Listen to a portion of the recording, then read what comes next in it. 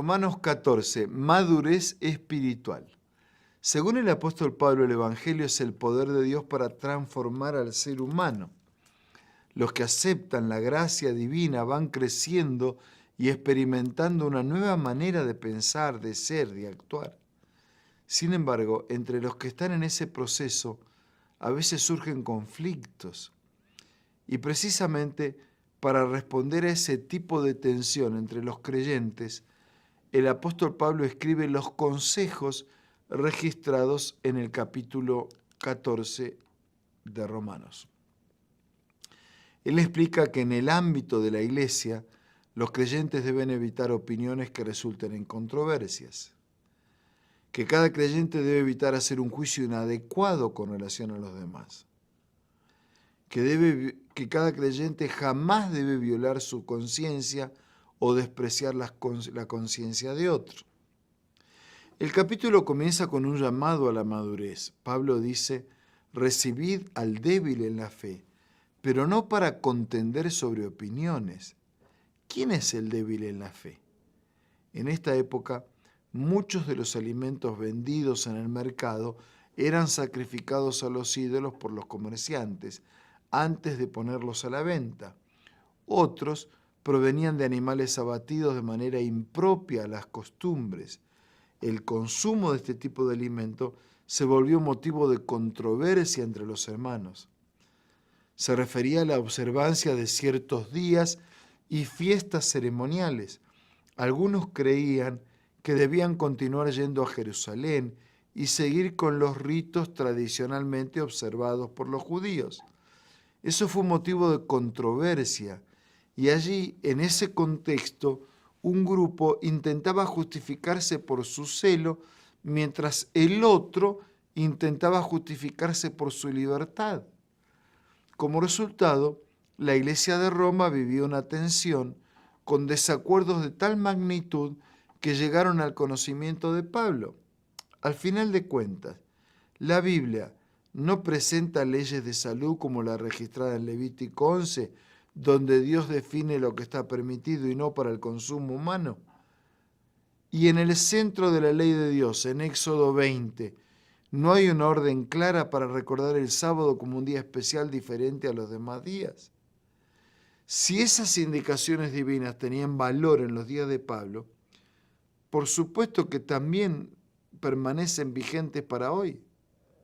Sin embargo, la reprensión de Pablo a los dos grupos tiene sentido cuando observamos con cuidado los primeros versículos que explican que la discusión entre los hermanos en la iglesia no involucraba lo que Dios había revelado sobre asuntos, sino sobre opiniones personales.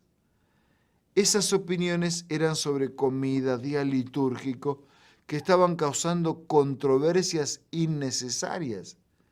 El principio presente es: tenemos que evitar controversias en cuestiones de opinión al respecto de las cuales la revelación divina no dio orientación.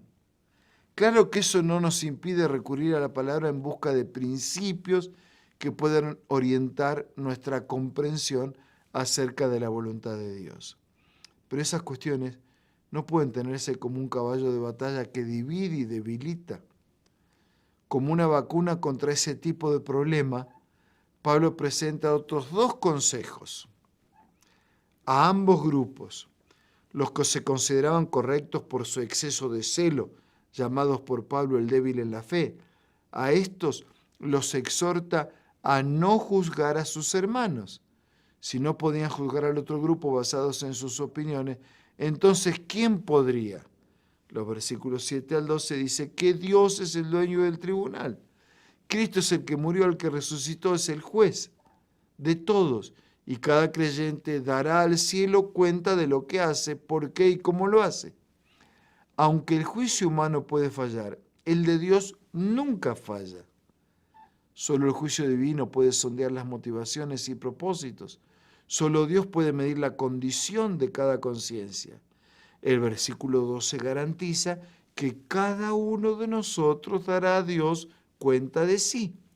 Entonces, aunque está motivada por el cielo, es inaceptable que haya controversias en la iglesia basadas en opiniones personales.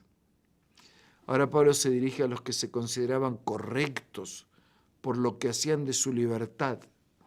Pablo los señala como potenciales destruidores de la obra de Dios.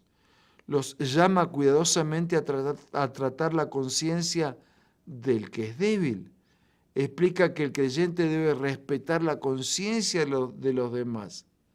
Su libertad cristiana debe ser respetuosa con la conciencia de todos, incluyendo a los más débiles, evitando posiciones que causen tropiezo, ofensa o debilidad. A ambos grupos, Pablo termina mandando el mensaje. Además del deber de evitar escándalos, el apóstol recuerda que cada uno debe ser cuidadoso de no quebrantar los principios, no dar ocasiones para la controversia en la iglesia. Cada creyente debe evitar hacer un juicio inadecuado acerca de los otros, porque cada uno debe mantener ante sí la noción del tribunal divino. Él es el juez, no nosotros. Debemos recurrir a la palabra de Dios en busca de orientación para nuestra vida diaria y dejar con Dios el juicio acerca de las cuestiones periféricas que no han sido reveladas. Finalmente, se nos recuerda que solo podemos usar nuestra libertad cristiana en conformidad con la conciencia santificada, evitando tropiezos a los más débiles. Que Dios nos conceda la madurez que Pablo le deseó a la iglesia. Esa hará que la iglesia hoy sea más unida, más armoniosa y más enfocada en la misión que Cristo nos encargó. Vamos a orar. Gracias, Señor, por tu llamado a la madurez, por no perdernos en las discusiones de nuestras propias opiniones, por ser respetuoso con nuestro hermano, por vivir conforme a tu voluntad y animar a otros a hacer lo mismo, por dejar el juicio en tus manos y no transformarnos en jueces de nadie. Bendícenos, oramos y agradecemos en el nombre de Jesús. Amén. Muchas gracias, amigos, un abrazo, hasta mañana si Dios quiere.